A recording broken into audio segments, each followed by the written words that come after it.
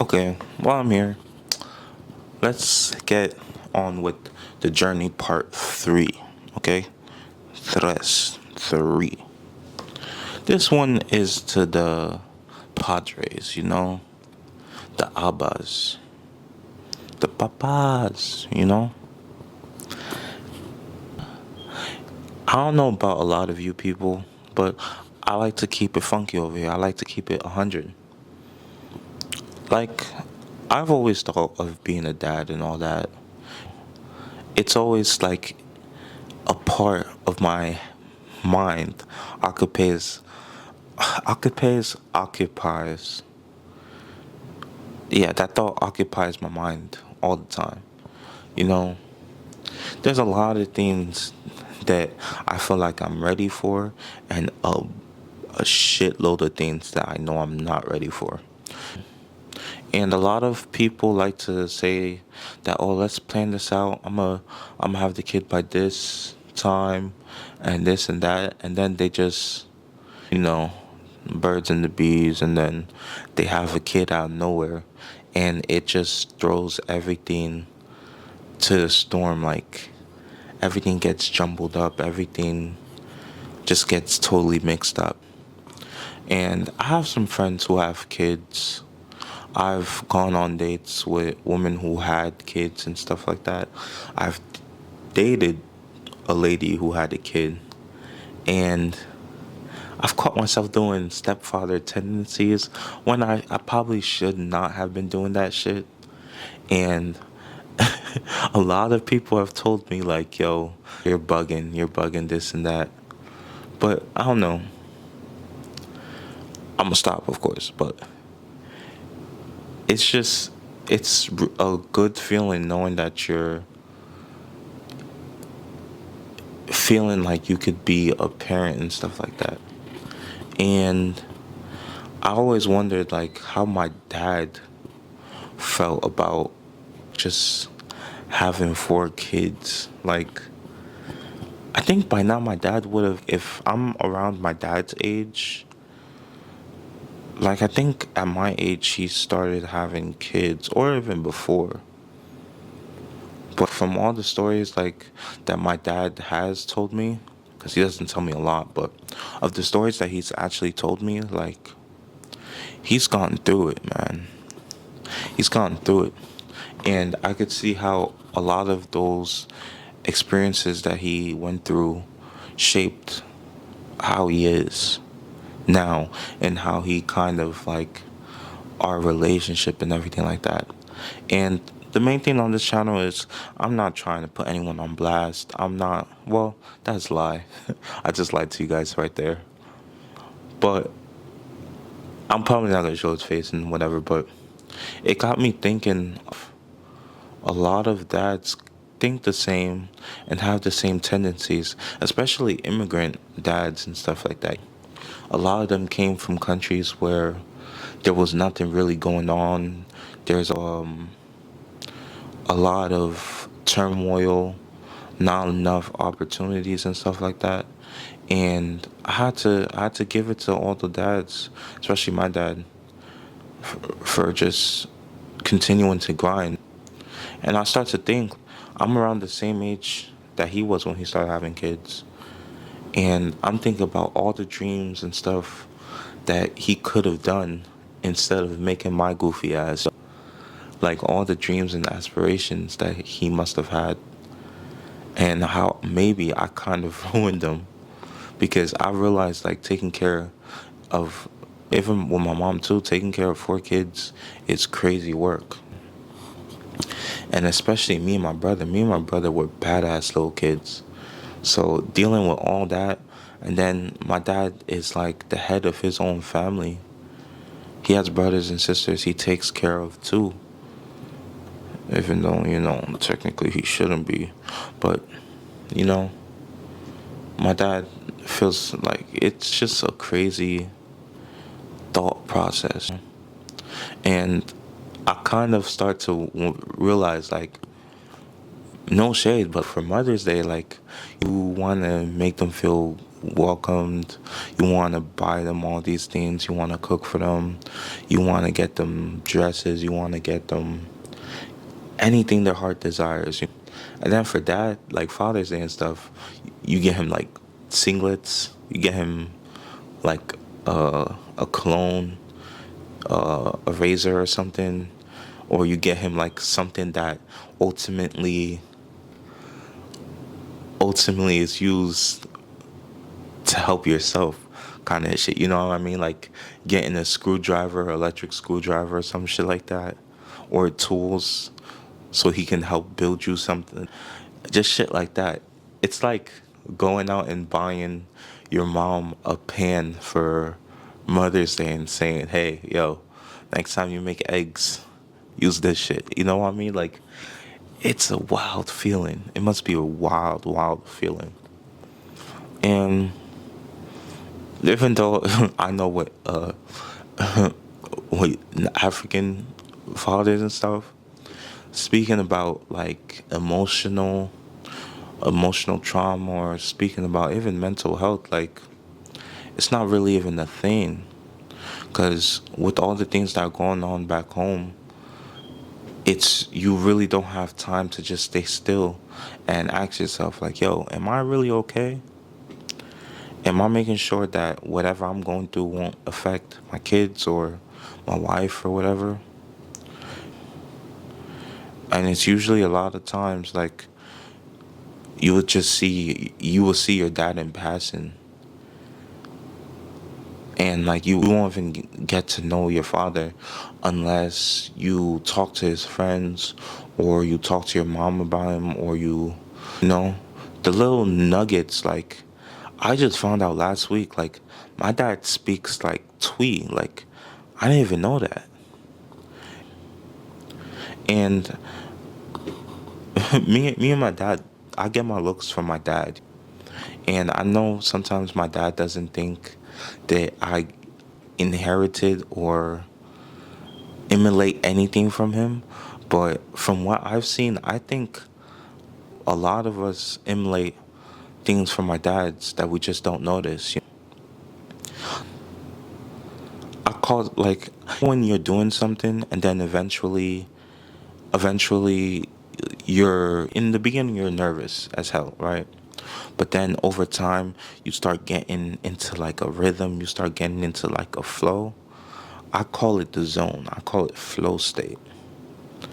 And when my dad loves dancing, my dad loves parties, like he loves MCing. Like he's one of the like greatest MCs, not rapping, like just masters of ceremony. My dad's love for music is unmatched. Like the reason I listen to a lot of the songs that I listen to is because of my parents, and also the culture too, but it's mainly because of my parents. Like I remember tagging with my dad like to different he likes trucks, and he would go to different places to look at the trucks to send back home, and it's usually in South Jersey. And he would start playing country. Like my dad listens to John Wayne. Like is it John Wayne or Johnny Cash? I think it's Johnny Cash. Yeah, he listened to country. Like he introduced me to John Denver too,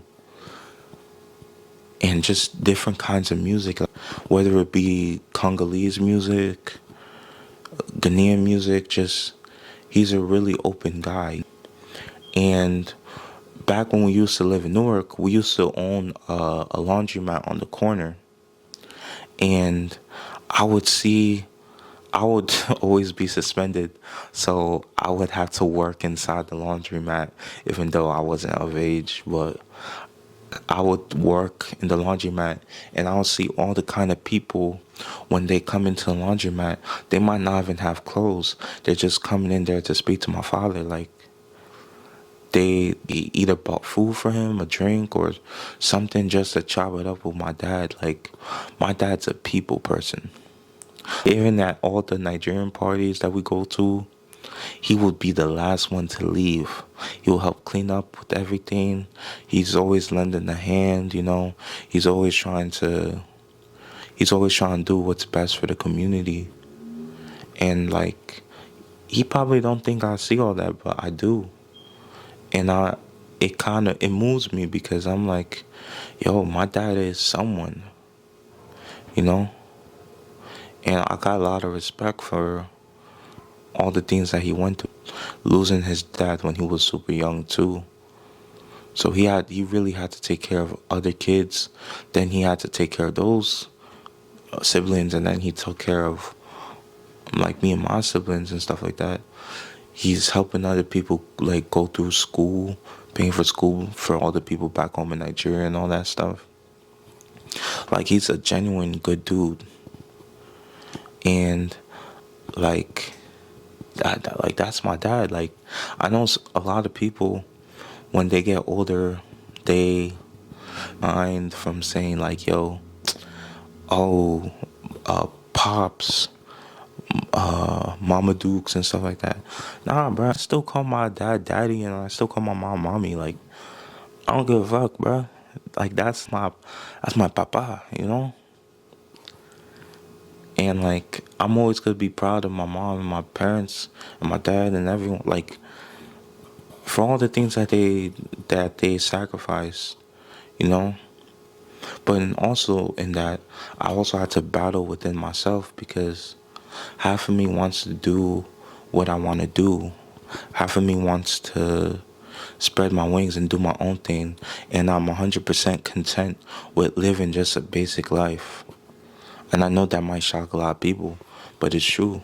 I'm 100% comfortable living just a content life, like having kids, even if I don't have kids, or just having a regular job and just living a regular life. Like, I'm okay with that. I don't have to be rich. And then the other half of me feels a little bit guilty because of all the things that I've seen my parents sacrifice and all. It kind of makes me want to be rich and be able to provide certain things for them. So I'm always having that internal conflict within myself. And I know that they want me to be happy, but sometimes we have to mince words about what their vision for me and what my vision for myself is. And I do want them to know that I am really appreciative for all the things that they've done, and even the things that they couldn't do. I know that why they couldn't do those things. I kind of know why they couldn't be there for me in certain times. So sometimes I'll put myself to a position where it's like, yo, don't worry about me. Don't worry about me. You don't have to come to this event because I know I have 3 other siblings that you gotta look after type shit, you know? But it comes a time, you know? I'm seeing a lot of people losing their loved ones. I see a lot of people not being able to say what they wanted to say their entire life because they just believe in, yo, if you're a dude, you have to keep those shit. You have to keep that shit like buried deep, deep, deep. You have to be on your lonely. You have to be on your grind. You know, you have to work yourself to the death because after you die, like it's over. You'll be with God, but your time on earth is done. And I really don't want to live without getting to know the whole story. Because as I said with this series, this whole thing is just the journey of everything. My thought processes, and not only my thought processes, like just the way we all as humans think, the experiences that we've had, the things that shape us, the things that pass on to the next generation that we pass on knowingly and unknowingly. I want to document all of that, you know? So I could be like, yo, when I have kids and stuff like that, I can be like, yo, look, your papa was going through it, bro. He's in the same position that you're in. He's unsure on what exactly he wants to do. He's unsure where he stands in everything. But it's only a matter of time because I know that the victory is there. One thing I know for certain is that the victory is going to be there. I just had to catch up to it.